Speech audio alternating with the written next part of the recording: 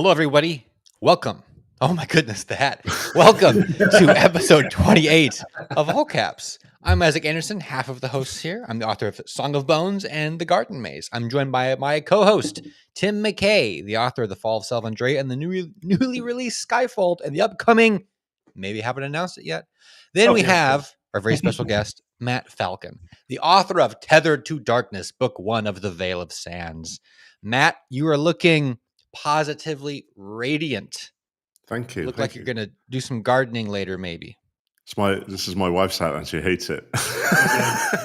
She hates the hat, or she hates you wearing it? She hates the hat, but she had to get it when we went to Egypt. So Yeah. We'll find out if she hates you wearing it after today's show. Oh man! I think we've established you are now, I think, the second guest to actually come on with a cap. So this is fantastic. All caps. I had to hats. This is good. This is good stuff. I had to do What's next? There we go. There we go. Perfect. I like this. We have quite the show planned. We have actually 3 questions written down, ready to go for you. We're gonna have a great time. So, my first kind of query for you, Matt, is why are you writing this book?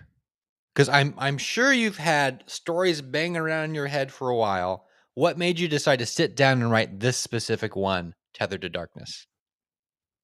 Well, I was browsing through all the books that I had in my head, and I was like, "This one isn't written yet." No, so this one has. The basis of this one has been in my head for 2 decades. Okay. And it's the major reason why I never stopped thinking about maybe writing a book one day. Okay. So it kind of got in your head. Yeah, literally. So once the opportunity arose for me to do that, it wasn't actually me. It took me about 6 months to realize after I was had some more freedom than I had before. My wife was like, maybe just go write, because that's the thing you've always been talking about. So she was the one that pushed me in that direction, actually. And as ever, she was right, because I love it. So I think you said yesterday you were on with Idiosyncrasy, with Saffron, and which was just so fun to watch. And congrats on the amazing cover reveal. We're going to show that again in a second. Thank you. Which, I mean, I'll rave about till Kingdom Come, and you know why. Joe's the best. But anyways, so the cover reveal went super well. And I think you said yesterday that it took you 2 years or so to write this. Is that right? Yes. Yeah, so it's been a pretty long road, but also because I used to write a lot in high school, but just for fun, and then more poetry, melancholic shit because you're full of hormones. Everything is terrible. Everyone hates you. You hate everybody. Everyone hates me. Unrequited love, stuff like that. So it was very cheesy. I'm trying to imagine this kind of poetry coming from you. I'm just. I'm a very sensitive guy, Tim. I just hide it really, really, really well. Down to the embarrassing pictures. We need to find this poetry. You can. I think you can actually find some of them online. Some of them is actually online somewhere. Not under my pen name though. So good luck. I have to go check Wattpad really quick. Search for Dutch names. So what was the question again? What about this story really drew you to it? Because when I'm thinking of things to write, what makes me decide the project I work on is there's this unique thing that I haven't seen before that I want to try. Is there a certain kind of element in this story that really made you say, yes, this is it? Yes.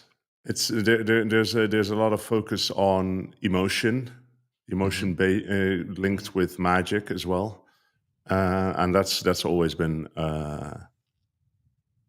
a thing for me because there's a lot of sayings, even in English as well, around emotion where I don't know if someone's happy shine brightly or whatever, stuff like that. And I'm a very literal guy, so that always made it fun for me, because I'm like, what if that actually happened? Okay. Okay. So stuff like that is, I think that's the most important and most gripping thing that actually is still in the story as well, and a big part of the story. So yeah. Gotcha. How did it change over the years? You mentioned you've had this in your head for a long time. Was it like very solid in the beginning, or has it morphed and changed? And what was It that has, like for you? I think it was more or less solid in my head, and as soon as I started writing it, it became less so. Right. Yeah. It, Because it, once you start playing with the marbles, they go everywhere. yeah, they go everywhere, and I was just, I was just writing, and my head went all different directions, which is really fun. And I think the story actually is way better now than what I had in my head. Also, way more concrete, because you can't Yeah. have a story like that. It's almost 120,000 words, so I can't have a story like that in my head anyway. So That was going to be one of my questions, is how long? I think because yesterday you were talking about page length and it was all over the so 120,000 words, you said? yeah, something like that. Yeah, Okay. That's good. Yeah, solid. yeah. So yeah, I mean, it changed, it evolved. Like I said yesterday as well, I think that's the best word, because it did become better. So yeah, I love it. I Do was you able to pull? catch a little bit of yesterday's stream with you. Um, what is the Veil of Sands? What is that? It's the name of the series. Well, what is it? Is it like a curtain of sand? Am I going through a sand waterfall? Is there sand No, magic with the the emotions? world, the world in which this whole thing takes place is very sandy, because it's basically on the brink of destruction. So there's Okay. not a lot of life left. So it's Mm. basically like a desert. So in my mind, the Veil of Sands can be interpreted in a lot of different ways, and being the artist that I am, I don't want to direct people to take it any one way. But Okay. for me, the Veil of Sands was basically,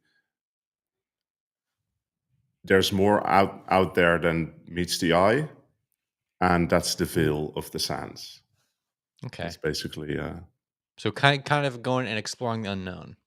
yes. Mm. Very fun. Okay. Before we go too much further, well, here's a question I have, and this will segue into us showing the cover, which I'm excited to do. But do you, like, when you had that story in mind and then it evolved, are you like, I've heard some, I feel like most authors have some sort of picture in their head, but I've heard other people say no, it's more conceptual. So my question is, did you have this playing out like a movie in your head, and is that kind of what ended up on the page? And then question two is, for the cover, is that what you imagined?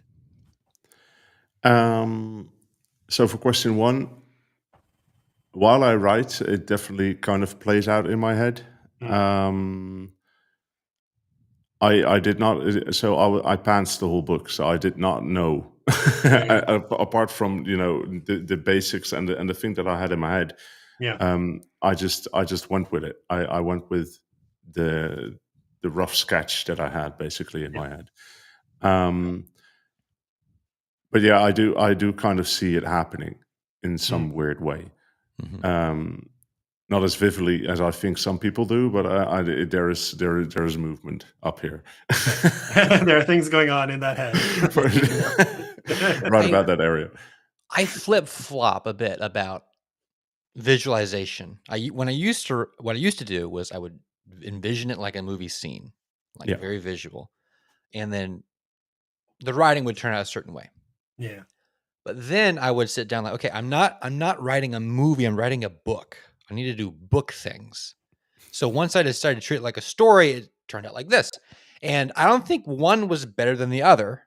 I still am not sure which one I like better.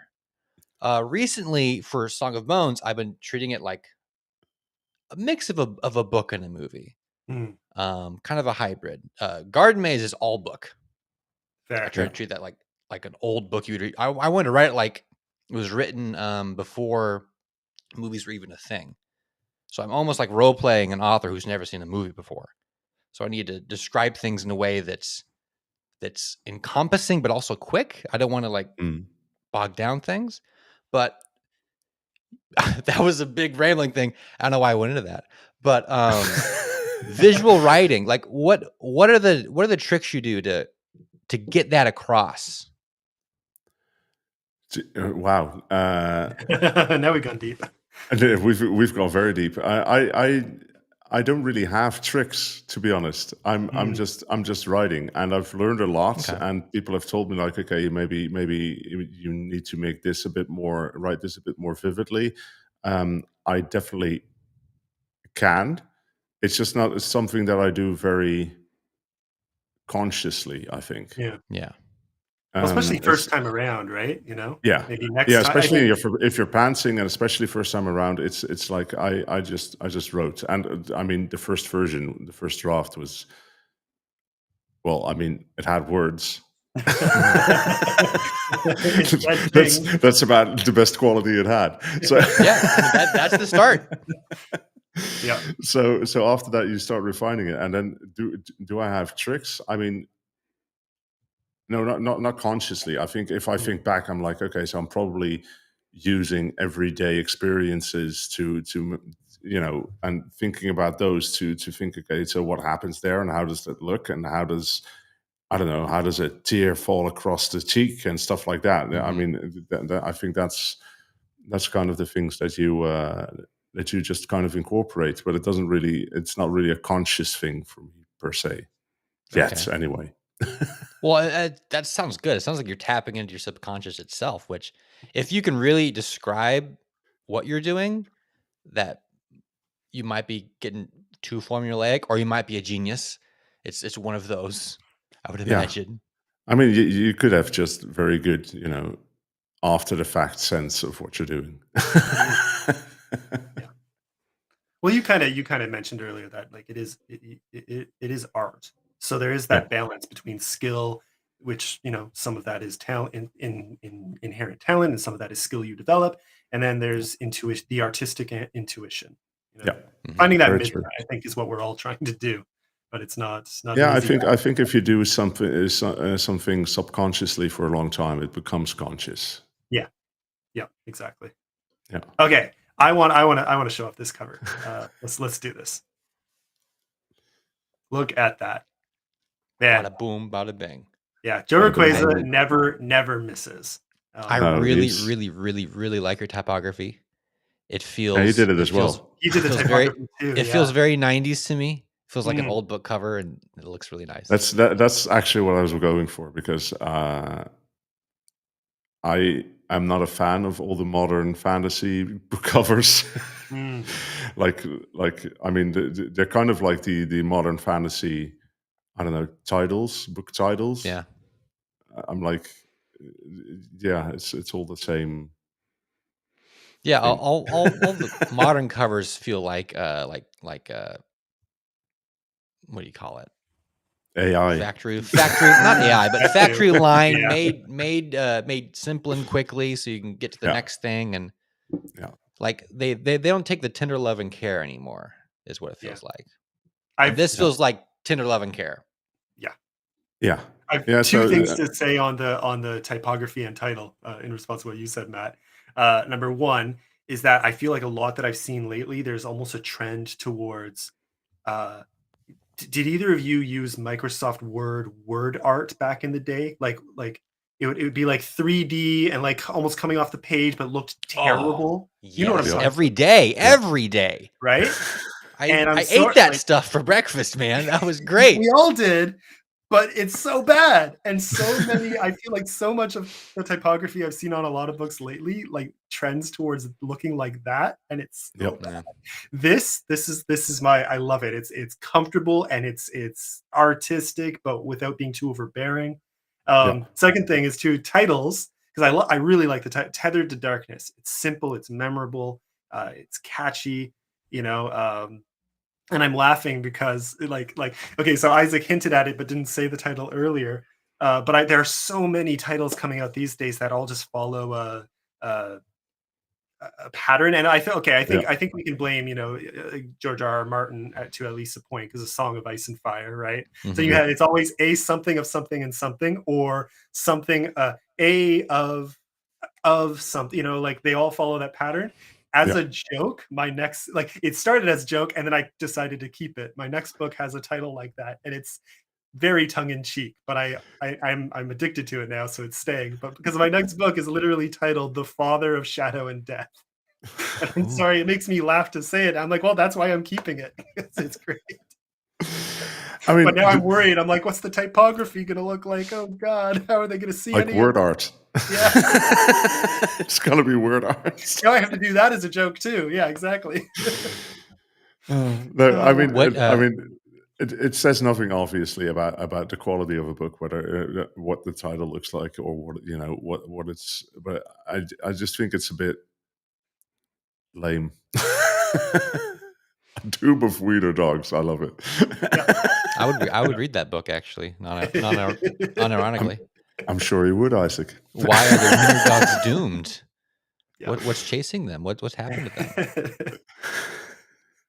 Oh man, but yeah. So tell us about the process here. Did I come in on the font choices? Yeah, perfect timing, Blake. Yeah. So tell us about the process of working with Joe and bringing this cover to life. So first of all, Joe is just a pleasure to work with. He's very easygoing, and somehow he understood what I said immediately, which was just insane to me. So I wanted to kind of encapsulate the darkness theme in this in the cover as well, obviously, because otherwise it wouldn't make sense. So there's the darkness like at the top of which is Eden City. So that's the city that Shen, who's in the foreground, shows up in, grows up in, I should say. Obviously, there's dragons in the book, so I wanted the dragon there. It's just something I wanted, and he did the cover. I think the cover's been done for like 4 or 5 months. It's been done for a long time. I actually went back into the book and edited my description of the dragon to fit this dragon. That's interesting. Yeah, because I gave him some clues, and then he did some other stuff to it, and I was like, yeah, this is awesome. So I'm going to keep that. And yeah, so this is basically a kind of still scene I had in my head for just prior to like the finale of the book, and this is how I kind of viewed it. There's probably in the book there's some more people around it, but it's as he's the MC and it's mainly about him. I thought it would be cool to just kind of see that and to kind of what's the dragon's name? Is it Westifer? No, the dragon's name is Astorn. So Astorn. Okay. Bob. I like a good named dragon. A good named dragon. Is this a good named dragon, Isaac? Yeah. I mean, I like when you have a dragon in a book. If the dragon has a name, is a character, that's way more interesting than just a monster running around. Yeah, definitely. And it has some more meaning to the story than that as well, so that's good. Very fun. But yeah, I mean that's basically it's like a still scene. It was like a still scene that I had in my head, and I wanted the character to the MC to just, his name is Shen, by the way, and to just come off like kind of I don't know, kind of dark as well, and kind of like fighting with his feelings, stuff like that. So, and I think he captured that pretty well. So yeah, very emotional. Shen looks like he's about to write some really angsty poetry.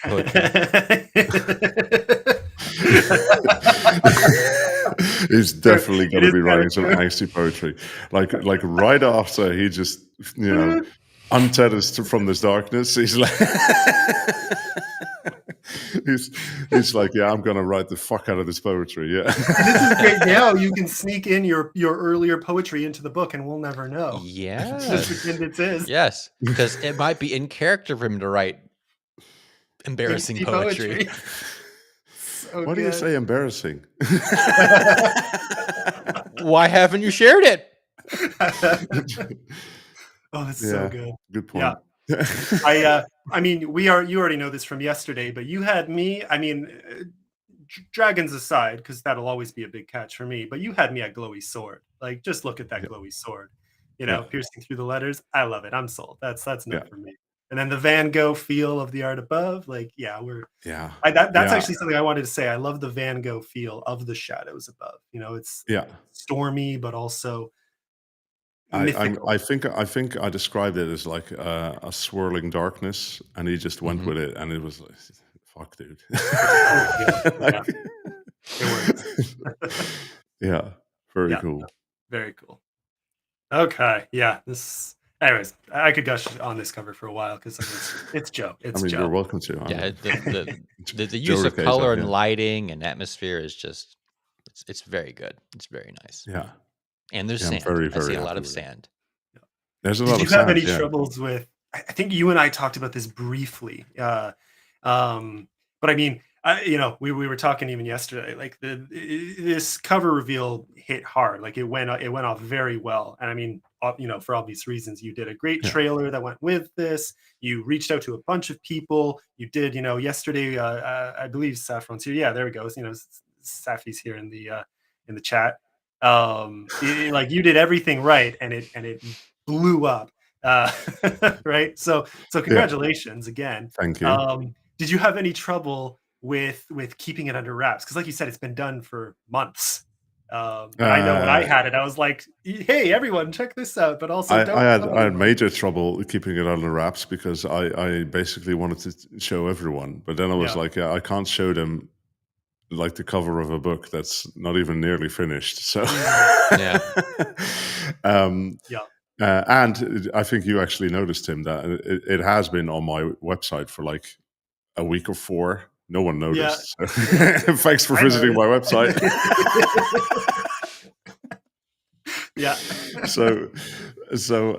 No, it was hard. I mean, I was so super excited when I got this. I think I showed you, Tim. I think I showed Saffron right away as well. Then I showed a few people though because I just had to. I mean, it looks fantastic. And still, I mean, Sorry, what was that? I said, when a cover like this comes in, it's gonna flow out of you either way. I'll see you later, Saffron. Bye. Bye. Have fun in your giant other podcast. Okay, someone earlier asked, so I'm going to ask before I forget again. I'm going to switch back to here. Okay, what's in the glass? And I forget who posted that, but I saw it and I immediately heard Brad Pitt's voice, like, what's in the glass? What's in the glass? So there you go. Lipton Oreo? No, Lipton Zero. Yeah, I saw Oreo too. I was like, what? Lipton Oreo, that's no. You will never see me drink that. That's a US drink. That's definitely a US drink, probably sweet. Yeah, you would find that here. We can neither confirm nor deny that Matt is wearing pants. Yeah, we won't ask him to stand and prove anything. We just we take his word. Do you want to take my word? Are you sure? I'm good with that. I'm fine. I also you mentioned before that you mostly pantsed through the story, correct? Yes. I watched a little bit of the podcast yesterday, and you mentioned you're planning on plotting the next one. Yes. How are you approaching that? Mm-hmm. I'm not yet. I mean, are you gonna like how detailed are you gonna get in this outline? Are you gonna like just do like bullet points? Are you gonna do little summaries of all the chapters? Or to be fair, I first need to figure out how to plot. But that's basically the main reason why I'm doing this. So I'd like to go as detailed as I can, just so I can see how it works for me. And it might take me extra time writing a book because I'm doing that, but I just want to make sure that I'm learning. So this whole process for me has been about I just want to become a better writer. I just want to be, fluent in everything writing. And I also, when I say plotting sucks, I want to know what I'm talking about. That's good. Plotting sucks and prologues are great, right? Exactly. Yeah. Online. So good. Boo. Sorry. Sarah don't like the prologue. She doesn't like plotting. Oh, she doesn't like. Oh. Make it up as you go. Yeah. So with plot, what I do with plotting is I always start with the characters.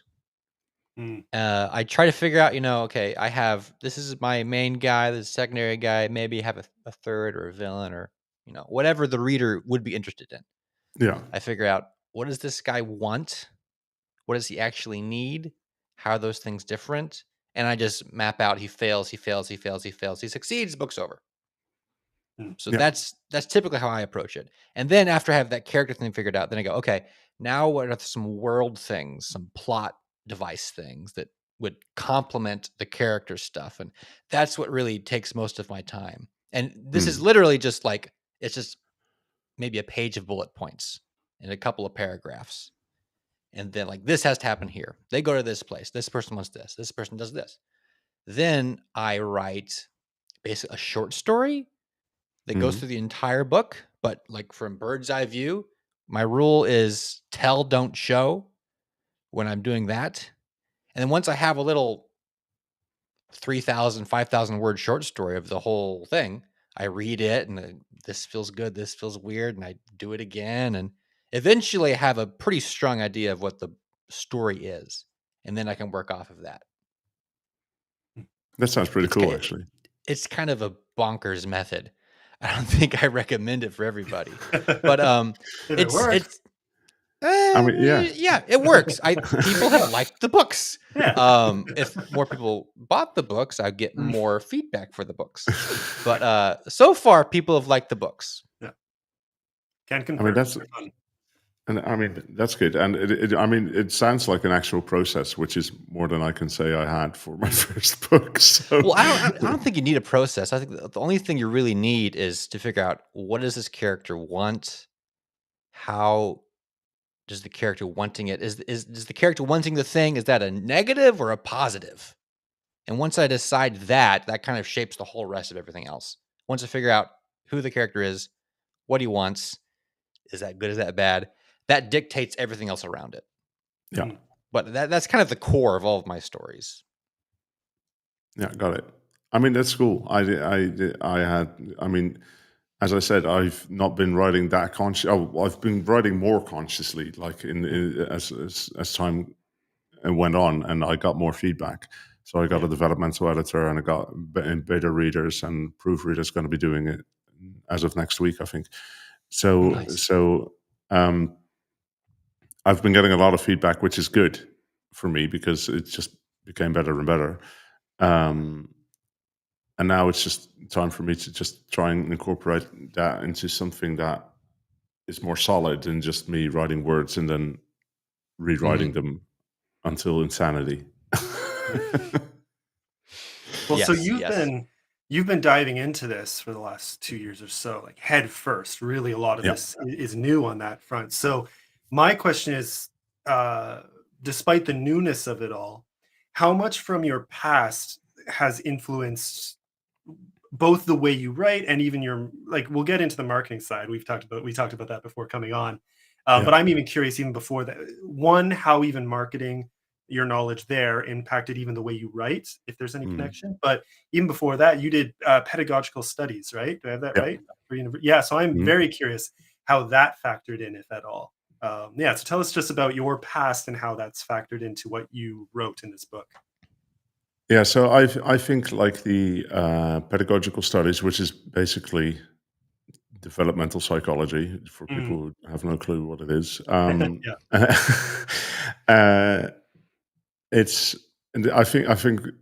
from that angle, I went into those studies because I'm interested in people, Yeah. Mhm. Became less and less so as the more I learned. The more you studied.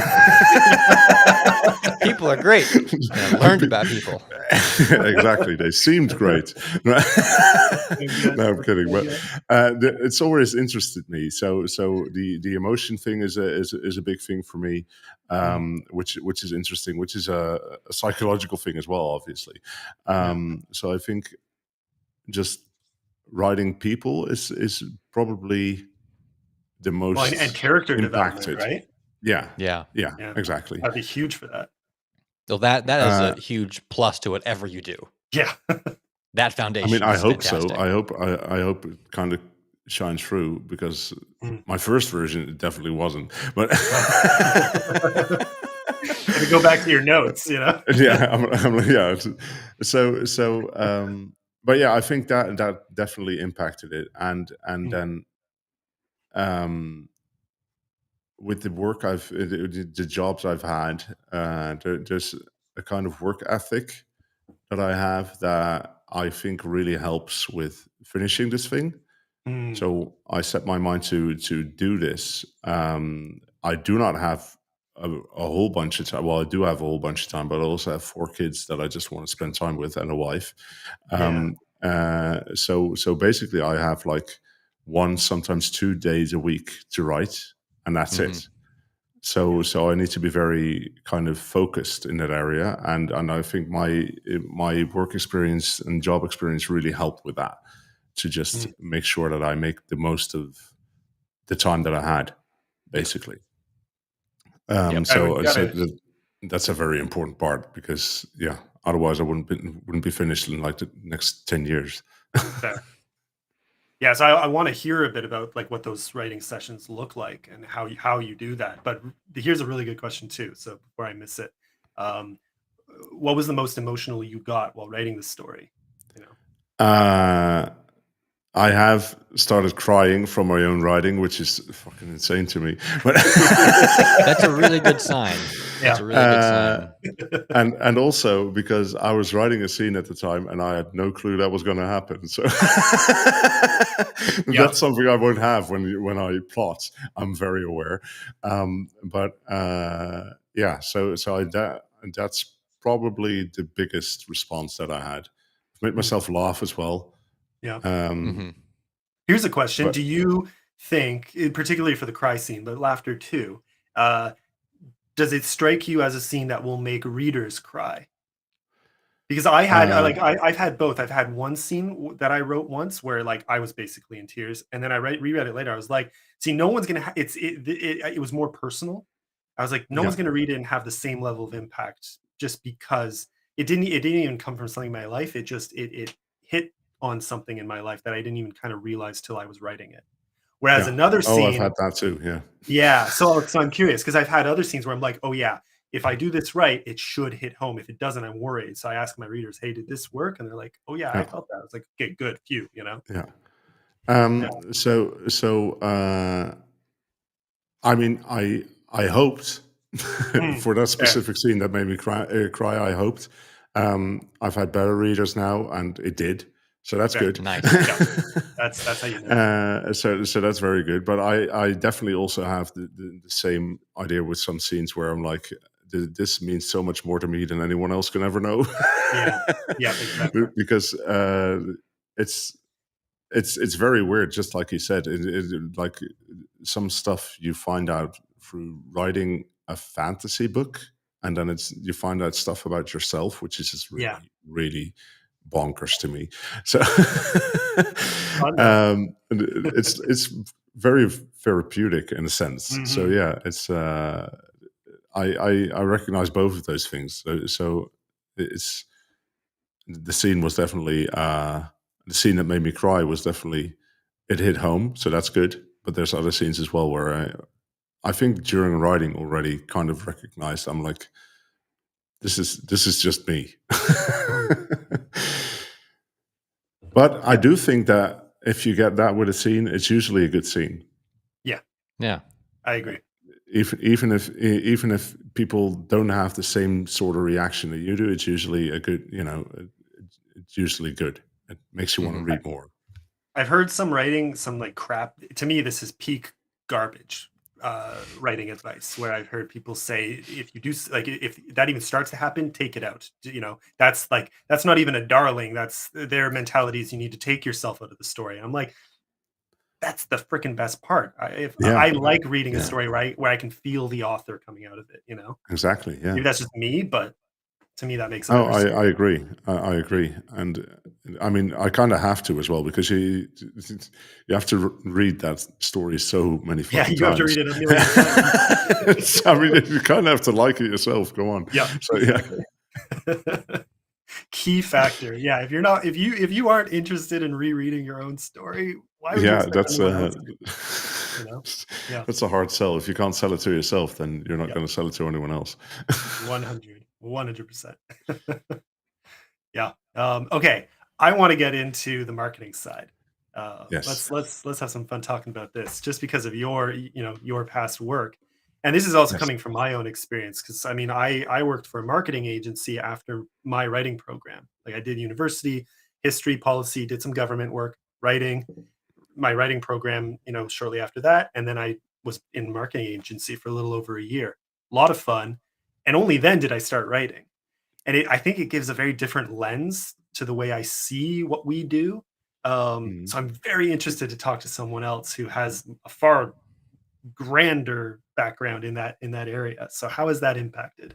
So yeah, let's talk about your marketing, what you did, and how it's influencing your approach now to marketing your book.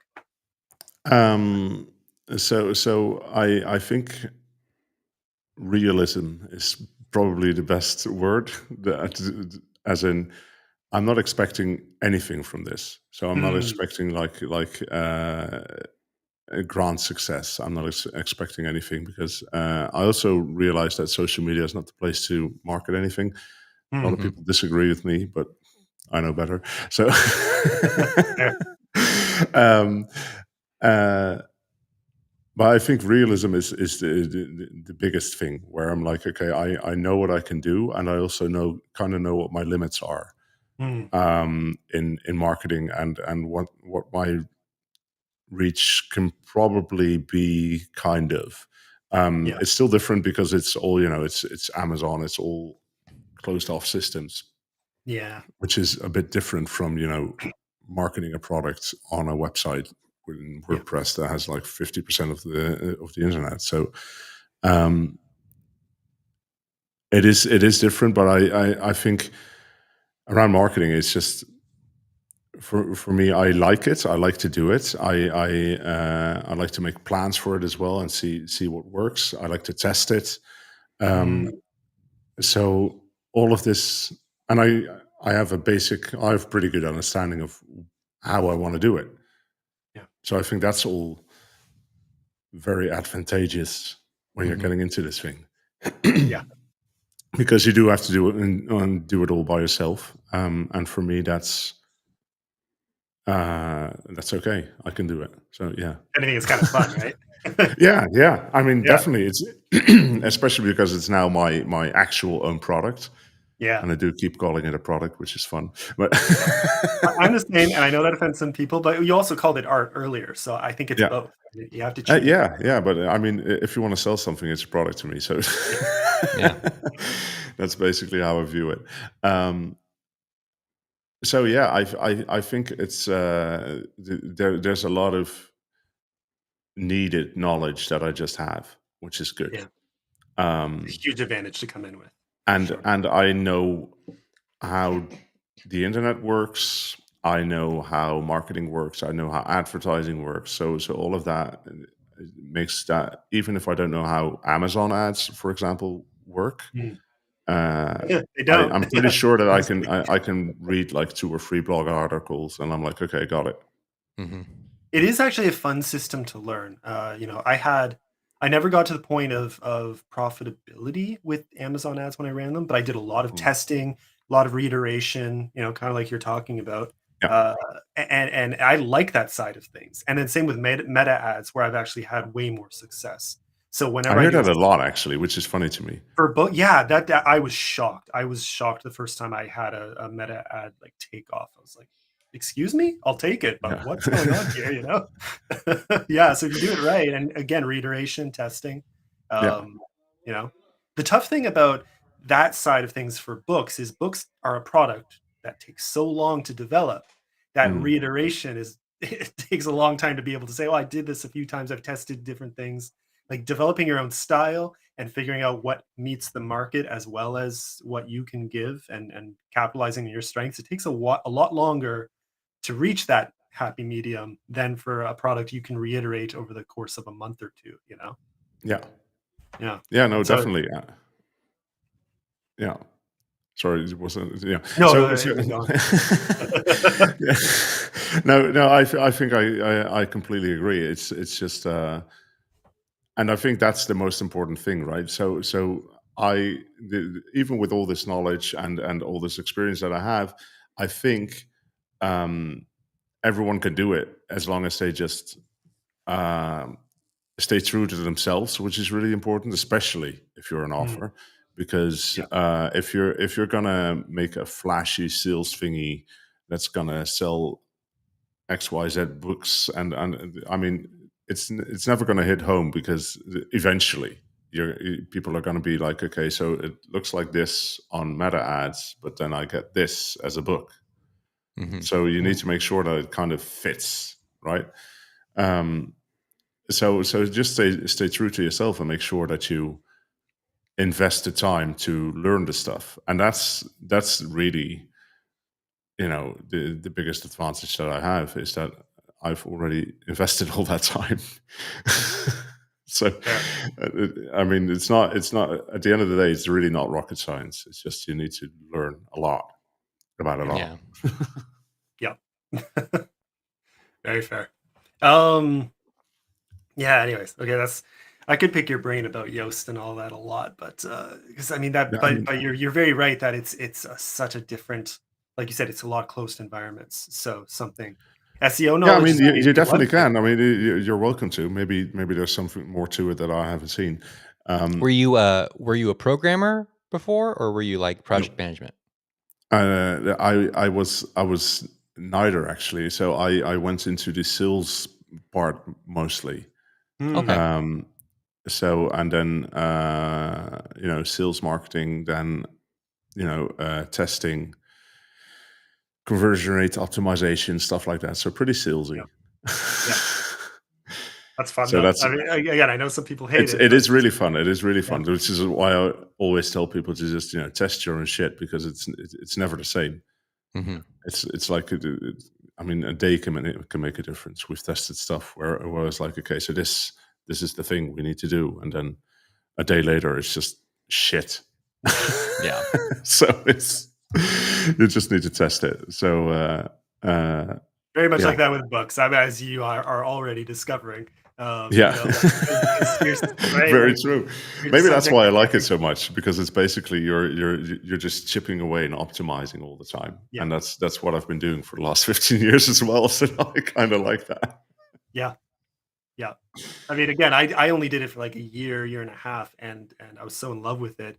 But kind of like you said, when you get to do it with your own product for a change, oh, Yeah, takes it to a whole other level of fun. I would keep doing this just for that, let yeah, alone the writing, which yeah, I just love and I can't stop.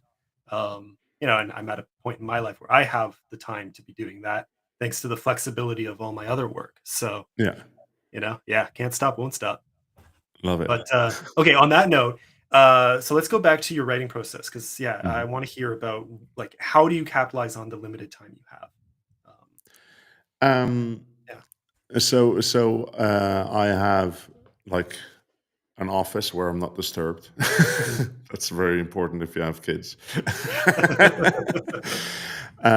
So basically, every Tuesday I go there, and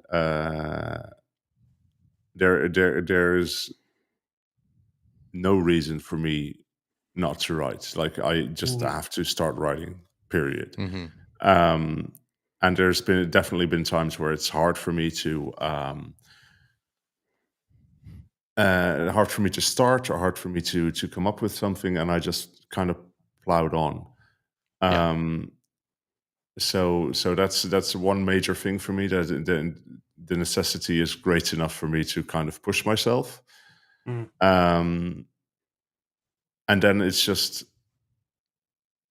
as soon as you're kind of in that zone, it kind of goes, right? Everyone who writes knows, as soon as you're in the zone, it can kind of flow out of you. Yeah. All I have to do is make sure I drink enough. Yep. But yeah, I mean, there's not much much more process to me than just literally sitting down and starting to write. Mm. That's I mean, and whether I do that by reading back what I wrote the week before, See, there's a or good. Yeah. or just starting because I've already been thinking about a scene for the whole week or stuff like that. I think in some ways it's also beneficial to me to only have this, this short amount of time every week to write. It's just, you start thinking about your book anyway, like during the day, and during a week, you always have quite a few ideas that you just kind of want to explore. So I think it's less so when you write every day Mm. for multiple hours, because then it becomes harder to just switch your brain on all the time when you've also got other stuff to do.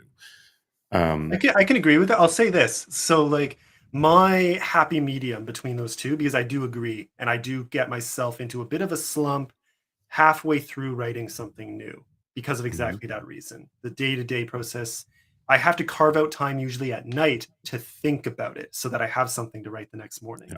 That really helps. But what has helped me for the most part avoid that is that I write in sprints, and I get that not everyone can do that, but like, so I'm not quite either extreme where, like, I'm sorry, I'm not going to write every day. I am not. When I am done a book, my brain switches to editing mode. And when I'm done editing, I'm doing the audiobook. And when I'm done the audiobook, I'm writing something new. So that means there's a solid, 2-block chunk between every book where I'm not, like, it's with readers, and I'm or I'm editing it, or I'm doing audio. I'm not writing during that period. Because one, I don't have the time. And two, those windows are perfect for thinking about the next story. So when I do finally sit down for the next sprint of a month or even 2 to blast through the next piece, my mind has been already dancing with these ideas for like probably 2 to 3 months. It doesn't work for everyone, and I get it, because like time is precious. But yeah, then I saw one of my, he's such an awesome author. He's like, the dream would be to be as prolific as Andy Peliquin. If you've read any of his stuff, like Dark Blade Assassin and so on, that guy writes, like, I think he said like 3,000 to 5,000 words a day, something like that, maybe more. And like, he has so many books. I'm like, yeah, I want to treat this like, eventually, as I improve, as I get better, as I start selling more, as I have more books on the market, I want this to be my thing. And if you really want to make a career of it, you have to find something closer to that. I get that. It's just, this is where I'm at now and what works for me, right? But yeah.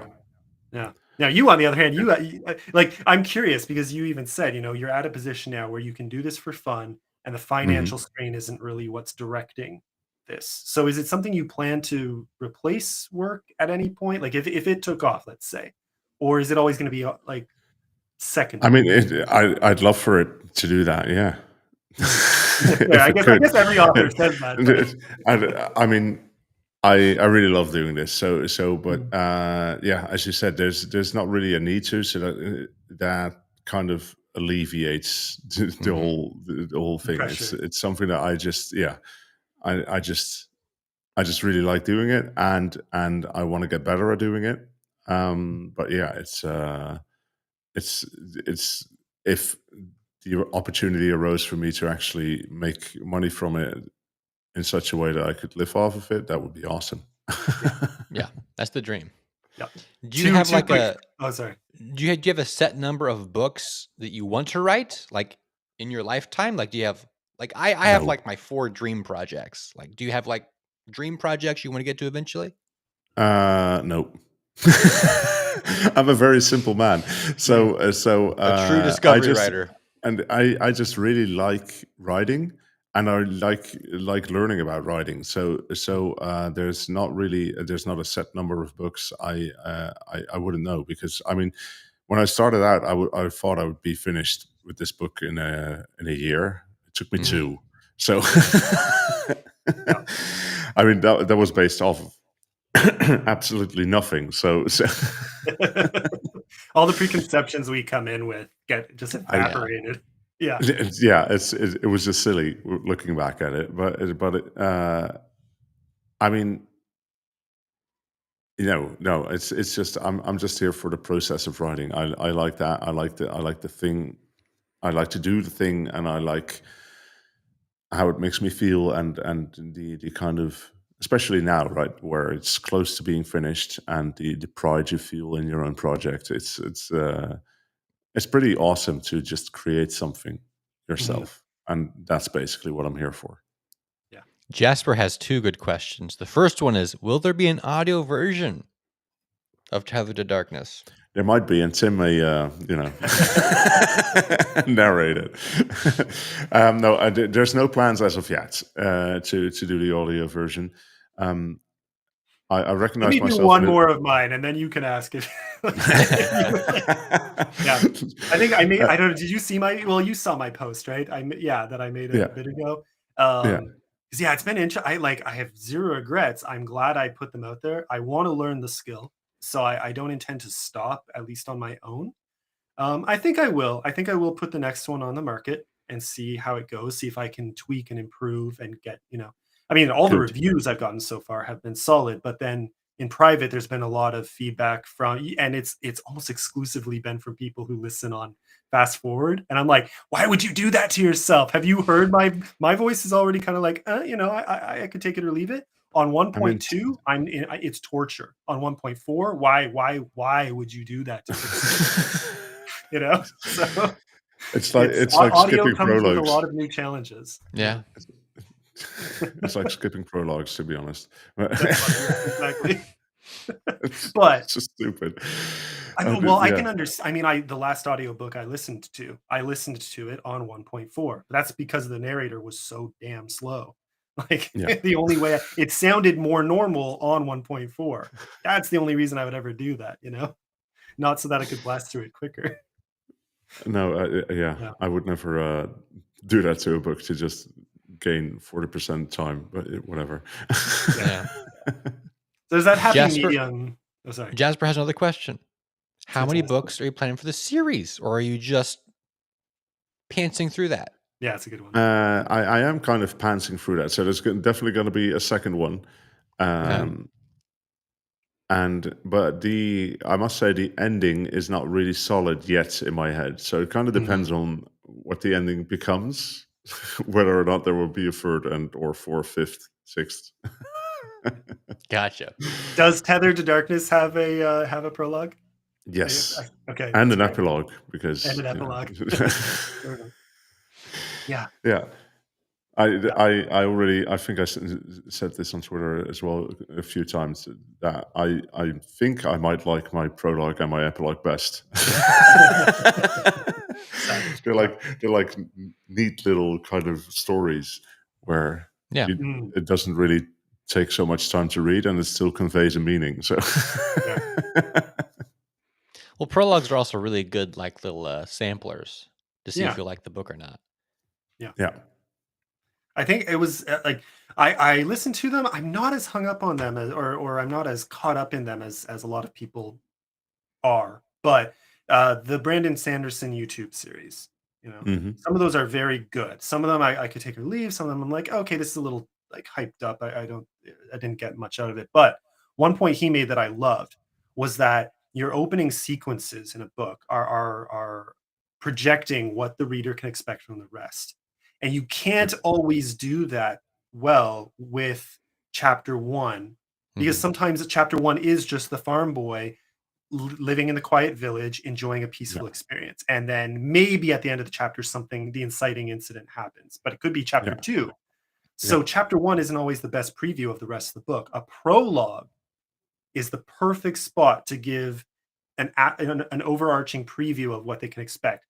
is how much violence can they expect? What sort of hints of romance maybe? You can give little hints of Yeah. what's to come, and so that's your perfect pitch for the book right there in a compressed little package. And I Yeah. thought that was a really good point he made. I Doesn't mean I every can. book needs a prologue, but for those that do, that's its perfect function. Yeah, Not an I info dump. really like it. Yeah, I Yeah. totally agree. I saw that whole series actually, so that was my first step into Mm, the writery world 2 years ago. nice. Was just watching all of his stuff and Oh making yeah, notes, and then starting writing. Fair. Very fair. that is a very helpful series. It's a good foundation for A Yeah, lot sure. of good stuff in there. Yeah. yeah, Yeah. That's yeah. really cool. Definitely, there definitely was. I mean, it helped me a lot, and then as time went on, I stopped looking at it, which is good as well. I think so. Yeah, Fair. Yeah. Yeah. Well, I So mean, yeah, there's it's plenty else out there too. That's part of learning is sometimes repeating the same thing can help cement it, but sometimes you got to yeah, keep searching for new little and that next little thing that's going to take you to the next level. exactly. Yeah. Yeah. are there any books that partly inspired your book? Mm, Um, I always find it hard to answer this one. Not in books per se, but probably Okay. like writers. So Brandon Sanderson is one. Okay. Tolkien is obviously one as well. mm. Um, I knew this question was going to come up, so I actually made a fucking list because I always forget. I always forget this one. Uh, Robin Hobb. That's a Mm, massive influence for me. fair. Yeah, really, really, really love her books. Mm, Um, so I'm not sure whether they influenced the story per se. In some ways they did, I guess, but the style, maybe. it's more like you kind of want to chase the feeling that you had reading those Uh, books. Yeah. yeah. That's what I try to do, and that's what I mean. They got me so excited reading a book that I wanted to write a book. So Mm, you know, yeah. it kind of says enough. I think that's it. I mean, yeah, there's loads more. Jerry Goodkind, Brent Weeks, Joe Abercrombie, Robert Mm, Jordan. I mean, all of those. Yeah, yeah. What is the fantasy. feeling that their books give that you're chasing? Um, I think actually. Robin Hobb is probably the biggest example for me around that. It's just it gives you a feeling of connectedness with like the MCs and kind of a homely feeling, even though they're Mhm. in really bizarre situations. Mm, Um, and just the ability to actually make you feel something and make you feel sadness or laughter or make you laugh or whatever based on words, words on a page, that was just magical to me. And Robin Hobb was Yeah. one of the ones that did that really well for me. Tolkien as well, but I was pretty young when I read it the first time. I think it was mm, 11 or something like that. So I was more easily excited than I am these days. But to me, it's just something really very magical that you put words on a page and can make people feel something. And for Robin Hobb, especially, for me, it was just you felt at one with that world. Yeah. mm, She did a whole series around the same world, and I just loved it. There was the connection between Fitz and the wolf. I mean, that was just amazing for me. mm. It's like almost it was like brotherhood, and you could feel it. So yeah, it's stuff like that that really uh, well hit home with me, and then I think in that way also influenced it. Um, Mhm. Fair. but it's not influencing in a way that while I'm writing this, I'm like, oh, I'm gonna do this what she did, or and I'm just it's part of my experiences basically. I think. Yeah. Nice. Very high on my yeah, like two authors I have, well, three actually, three authors I haven't read yet that are very high on my list. Joe Abercrombie, Robin Hobb, and Steven Erickson. You haven't read Robin Hobb yet? Not yet. You must. Yeah. It's literally the best series I've ever read. It's Okay, yeah. it is, and like Better with a than gold Frog and star as well. Toad? Sorry, better than what? Better than Frog and Toad? Frog and Toad. Don't tell me you yes. guys don't know Frog and Toad. No. Fine. That's fine. That's fine. That's okay. Your face tells a different story, though, Isaac. Pure disappointment. Yeah. Not angry, but severely disappointed. Howdy, howdy. I mean, I can Yeah. offer adjacent. Okay, nice. Oh, that's so funny. See, every time you take a drink, I'm still thinking, what's in the glass? Anyways, It's Oreo tea. We've already established Oreo that. tea. Oh, I know. Is that my takeaways from today? Even though we haven't talked about this yet, but my 2 takeaways from today are going to be Oreo tea and Fat Malcolm. Thanks to Yen, that nickname is just stuck in my brain. I'm so Fat sorry. Malcolm drinks Oreo tea. That's why he's Fat Malcolm. That's why he's Fat Malcolm. Of course he does. Yes. Yeah. Oreo tea for me is just like a hot water and then Oreos put in it. Well, maybe hot milk. That's what my mind with does. Oreos dipped in, and then I don't know. Oh man, you should. No, nobody should make that. I was about to say you should try that, but nobody should ever try that. It's like melted Oreos Oreo in ice hot cream. water. There you go. Oh, that's really, really bad. So It's very bad. Oh man. Okay, we like that. That's an hour right there. That just absolutely flew by. Do you have time for a game?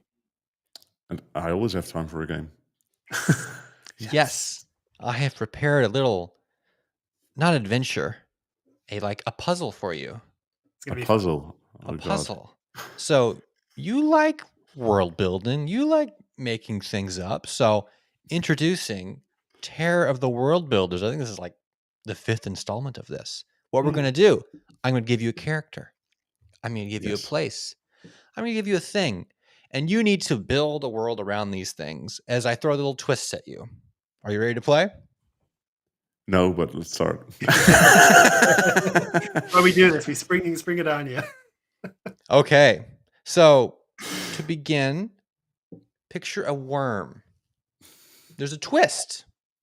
He's on a mission to rescue something or someone. So who is this worm? What is he doing? Do I need to make notes? I need to make notes. No. I'm going to forget all of this. Very loose. I'm going to forget all of this.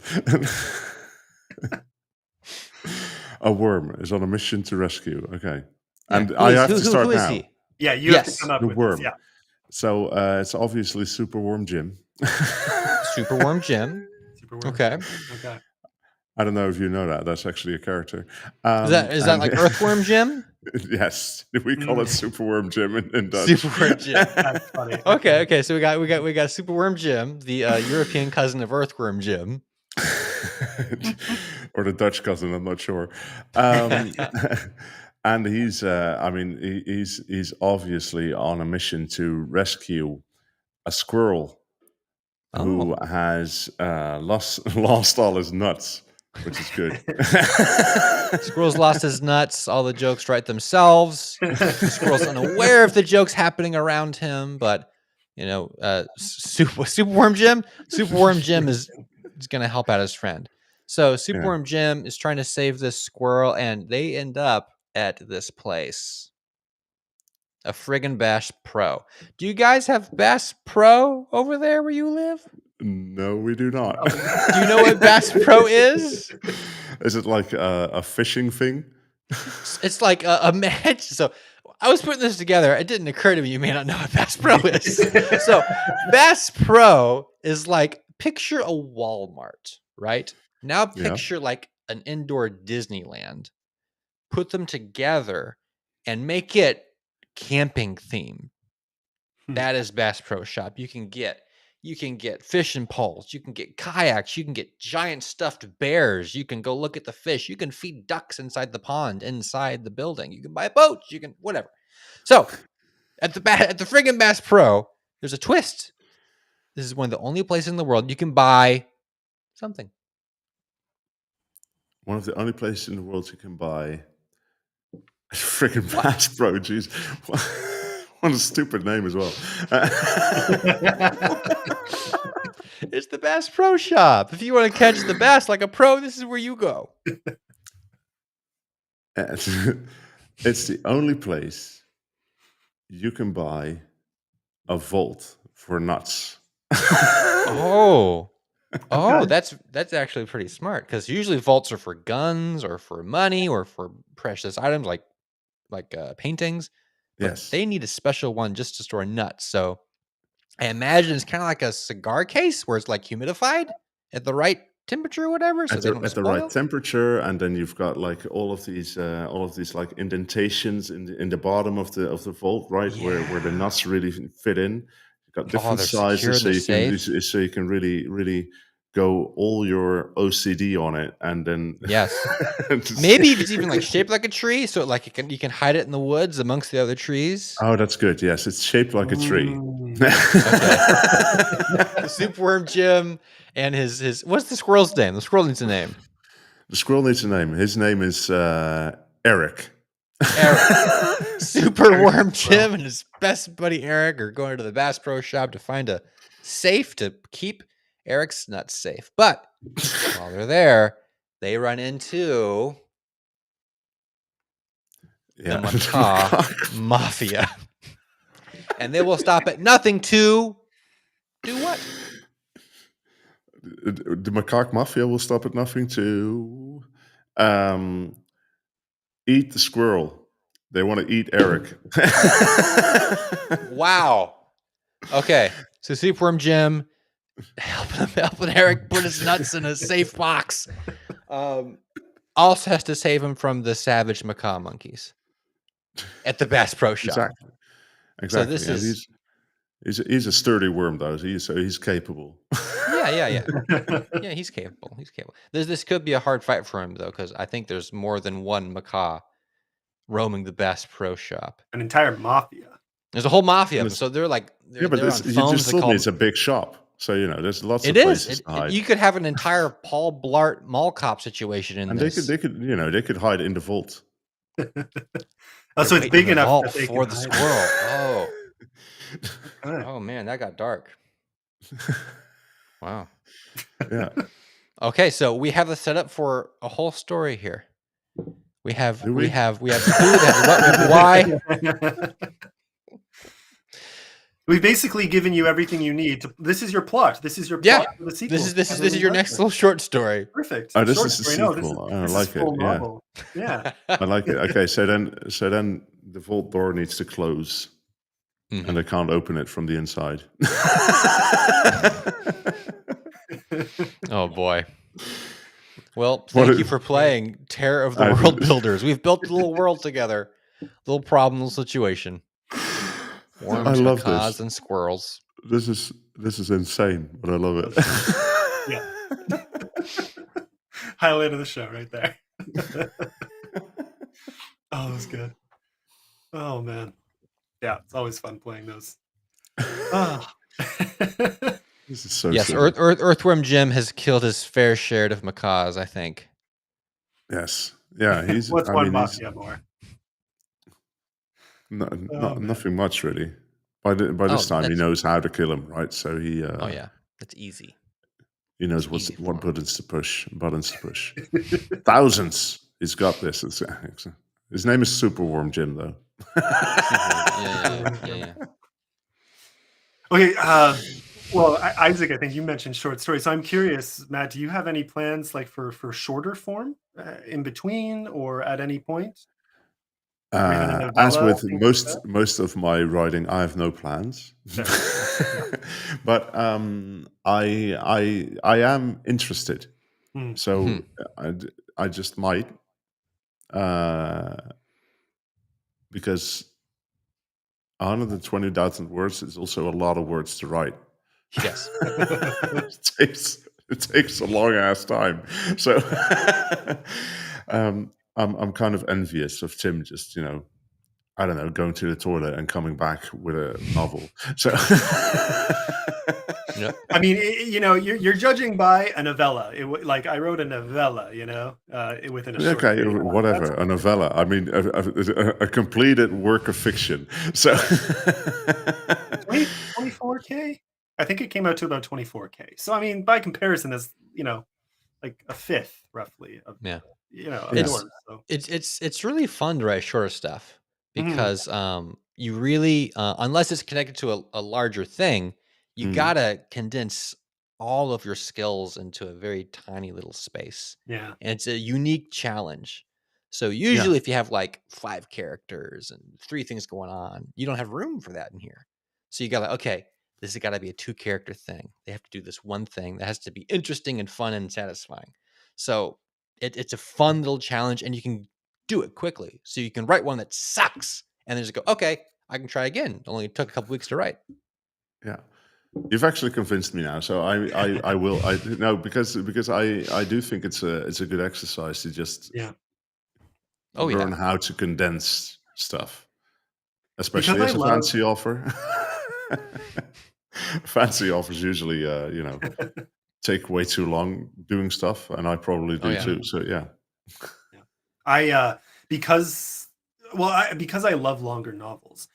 Initially, shorter pieces had no appeal to me to write until I started judging for, and I had read a bunch of them, but when I started judging for the writing competition, writing battle that I judge for now, I fell in love on the spot. But I was also seeing people do within very short, spaces what I can barely do with a novel, 1,000 times the same length. So I was yeah, thinking, "Oh my gosh, I want it like this is I see what they're doing and I see how they're doing it. I want to yeah, start mastering some of these skills." And I can also compare to the ones that aren't as good and say what's standing Mhm. out to me and why do like how can I get there? And so it made me instantly want to start doing shorter pieces to keep refining those skills. Mark, you beat me yeah. to it. I'll, and I actually haven't. I'm so excited. They just let us know the next competition's coming up in October, and of course it's horror. So I have a whole like month period coming up where I'm just going to be judging horror stories nonstop. I'm so excited. And now Love I'm it. immediately I'm going to finish that and be like, okay, horror novella coming right now. It's Mhm. great. It's perfect inspiration. Yeah, Yeah, to check it out. Like definitely go check it out. It's very fun. Very the structure of the competition is very cool. Like you get feedback. You get lots of feedback even if you don't win. Just the way anyways, it's awesome. very I love it. Yeah. It's a very good way to hone your craft. Um, Yeah, things like that are really cool. I mean, the first one who actually made me think about short stories is Jan. Again, sorry to mention him yeah. again, but it's so as Tim knows, I'm definitely in a reading slump because apparently I can't read and write a book at the same I time. feel it. So Jan kind of got me out of that with his short story novel because it's so easy to read, Yeah. and Mhm. it was so fun because so much stuff is happening all the time, and yeah, it's just I was like, okay, this is pretty cool. I'm not Yeah. there yet, but I really do also kind of want to master that. Yeah, Yeah. Jan was one of my first friends in this whole space, and he's just such a stellar guy. And his writing is crisp and packed within small space. Like he's a master of this. yeah, And I love reading every when he finishes something, I'm in line. Like send it to me right now.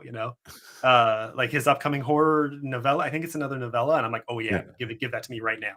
Just yeah. inject that into my veins.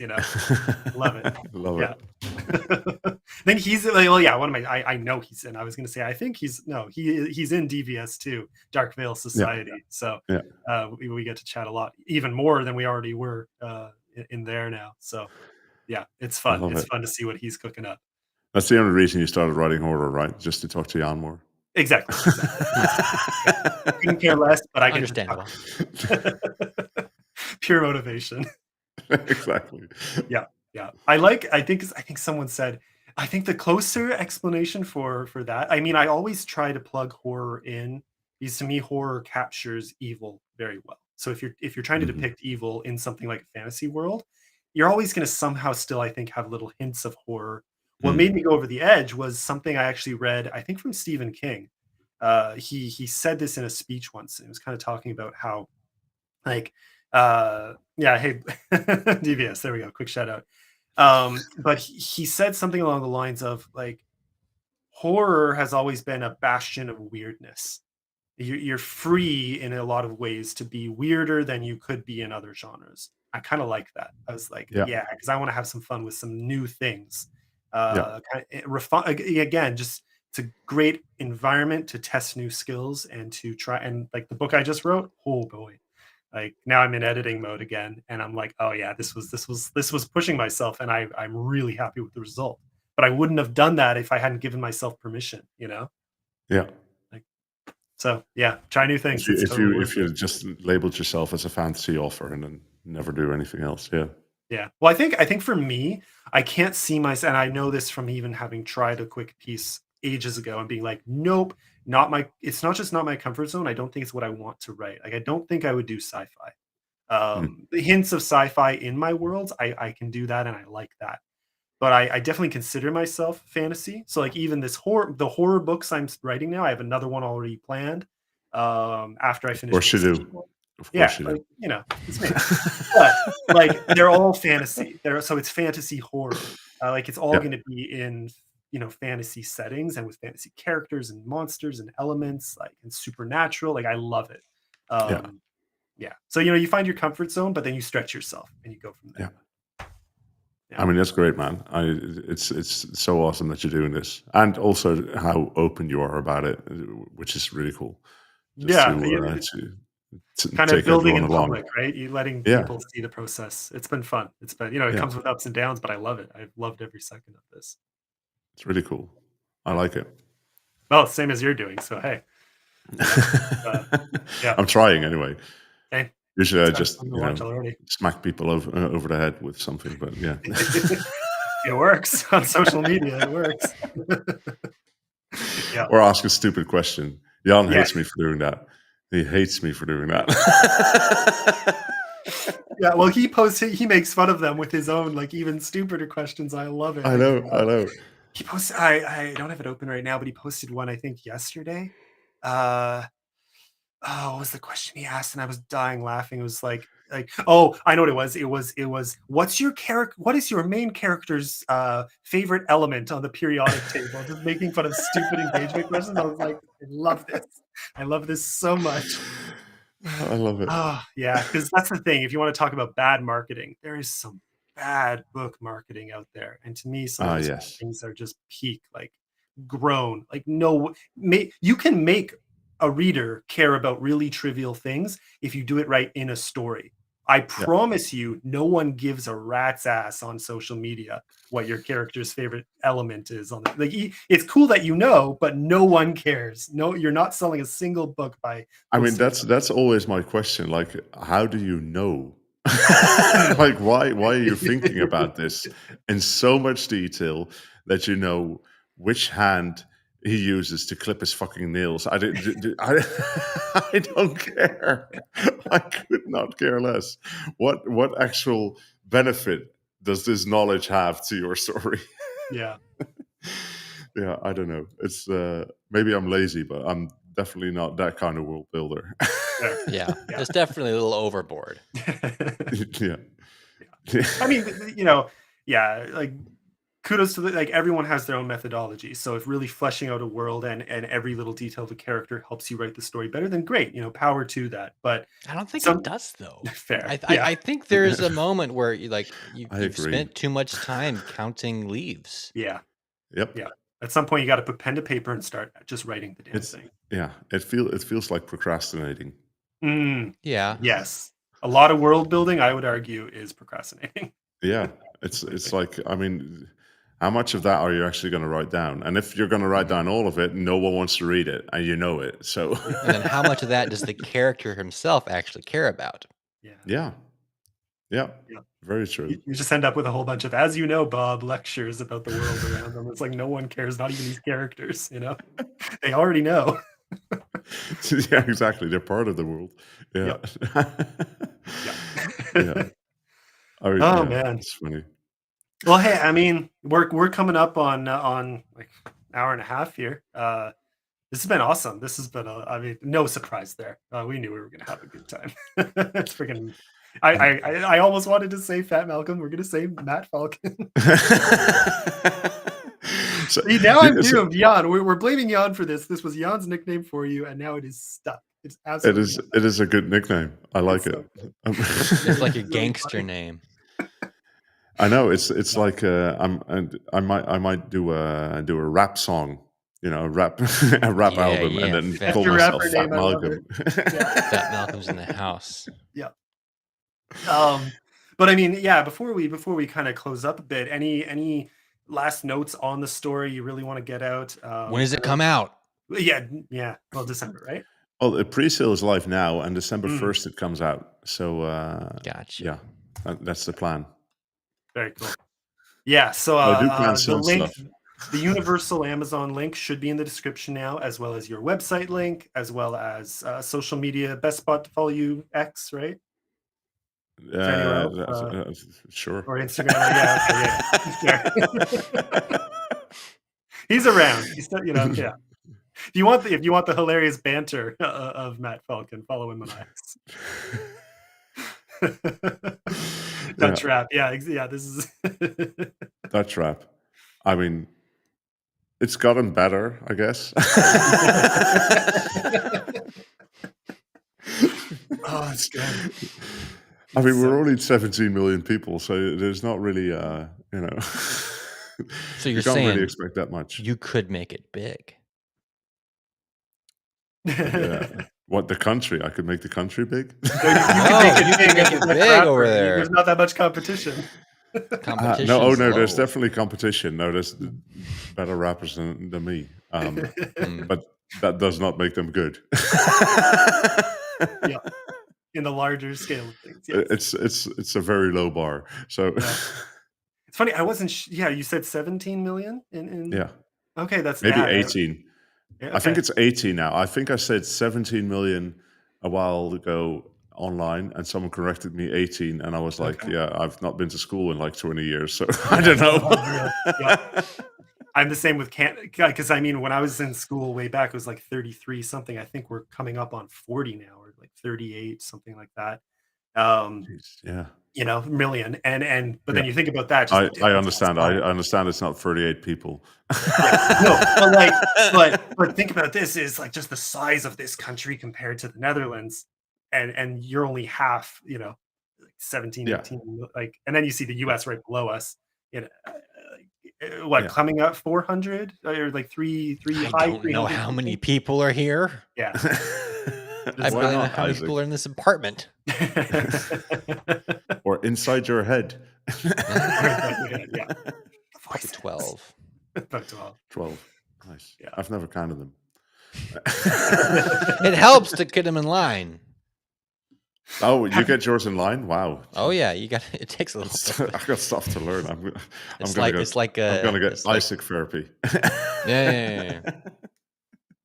360. Okay. So I was way off, but still. That's a lot of people in your head, Blake. You gotta get some help. Oh no. Have you guys ever seen the movie for The Count of Monte Cristo? Yeah. Jim Caviezel and Richard. Okay, yeah. So one of my favorite scenes in that movie, by like almost bar none, is when the priest first tunnels up into Dantes's cell, and he's just there like cowering, and eventually the priest comes and talks to him and says something. I forget what he says first, but then Edmond Dantes's character, he says there are 7. The number is some ridiculous number. Like he says in the thousands, like there are this many thousand, bricks in my walls. I've counted them many times. He's like, he's like describing just how like his level of trauma and brokenness and the priest just looks at him and says, "But have you named them yet?" And I lose it every time I hear that line. Like it's so damn funny. And I mean, now I'm picturing like voices in our heads, but have you named them yet? I love it. Anyways, I'm gonna start naming my bricks now. Yeah, exactly. You got to start naming the bricks in your office. draw little faces on them. Yeah. Names and faces all the way across your walls. That's weird. That's food for a horror story right there. Descent into Madness. Yeah, is you really fun walk too, into like your great aunt's house, like she's just passed away, and you have to deal with her estate, and she has just drawn little faces on all over, like Yeah. on her wall, Or did someone under else? her bed, or did someone else, and then like you're like, this face looks like this style, but these faces are in this style. Who made these? And who? Some of them are ballpoint, some of them are crayon. Like, what's? And then I don't know. There's some mystery, some creepy mystery to discover there. Oh man, I love where your head went with that. that was authorly right there. Authorly creative process in action.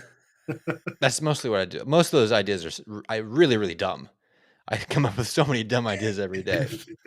I write them down, and I find they're dumb later. Oh man. All right. Well, so before we sign off, just a quick little announcement for everyone, and then we'll give a final little shout out for you, Matt. But I just wanted to let everyone know this has been in motion for a bit. Isaac and I chatted, days ago, and before that, it was already a decision made. But long story short, this is going to be my last time as co-host on All Caps. The show is continuing. I'm stepping away because honestly, time and energy and some new employment things coming up, and just I needed to free up some time before I absolutely drown out over here. And which is too bad. I mean, I love this experience. It's been a lot of fun chatting with everyone. It is absolutely Matt's fault. This has been such a harrowing, just mind breaking experience that we can just pin it on Matt if it comes down to it. Jokes aside, anyways, yeah, just want to let everyone know. What do you mean, jokes aside? Yeah, it's like poor Matt. What he walked into. I let Matt know in advance this was happening. So, but yeah. So, anyways, I'm still going to support the show when and how I can because it's been awesome, and I think we need things like this out there to support authors. So it's been my pleasure to help everyone who's come on and just to say, hey, these are some great stories coming out into the world.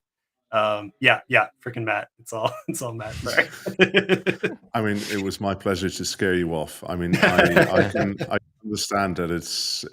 I mean, how are you going to top this, right? Yeah, exactly. Might as well end on a low note, right? Well, all this means is you graduated from co-host to future guest. Hey. Hey, I like this plan. Now I'm terrified though because I'm going to go on this terror thing and make a total mess of it. Well, now you'll be coming to the podcast totally blind. Yeah, you'll have no idea what I'm planning. Yeah. Oh, that's a scary thought because all my little dark secrets. This is going to be great. Yeah. Anyway, so that's all. We just wanted to share that really quick with everyone. So really excited to see what you end up doing next with the show, and I'll be around. So. Yeah. It's going to be called All Cap now. All Cap. All Cap. I think that means something. I think that's like modern lingo for like something. Yeah, I'm not modern. You're an old soul. I got 4 kids. Fuck modern. That's fair. Yeah. Parent life. Oh, man. Yeah. Anyways, so, unless Isaac, you wanted to add something, but yeah, next week's guest is Sarah Arnoux. Yeah, right here in the oh, there we go. Yay, Sarah. Yeah, so we're gonna have a good old time. That'll be fun. Yeah, nice. And anyways, on that note, again, everyone, all the links for YouTube, or all the links for Matt's books are on YouTube in the description, so check those out. And go pre-order this awesome book. Let's give one last view of this kick-ass cover. Because man, Joe, awesome, isn't it? Yeah, nailed it. It's very what a vibe. So, congrats, Matt, again on the awesome reveal. And thank you. Good luck. I mean, you got some time too, which is nice. You got a good few months to build up to this launch. So, very excited to see what happens. Me too, actually. We'll see. I've got no clue. Awesome. Brilliant. All right, well, everybody, thank you so much. Thank you so much, Matt, for coming on. And thank you for having me. This was awesome. This was fun. You've been a great guest. Fantastic. Thank you. So Thank it was a you. great, jokes aside, and I am saying that, jokes aside, this was a fantastic last show. So thank you so much for the experiences and for making the last one for me as awesome as it was. Cheers, everyone. And yeah, well, I should be in the chat. I'll see what I can do next Thursday, but either way, be sure to show up for Sarah Arnu over here. So, guys, send him little messages and say, "Where are you? You weren't in the chat." Pestering is absolutely allowed. All right, on that awesome note, cheers, everybody. Have an awesome week and see you.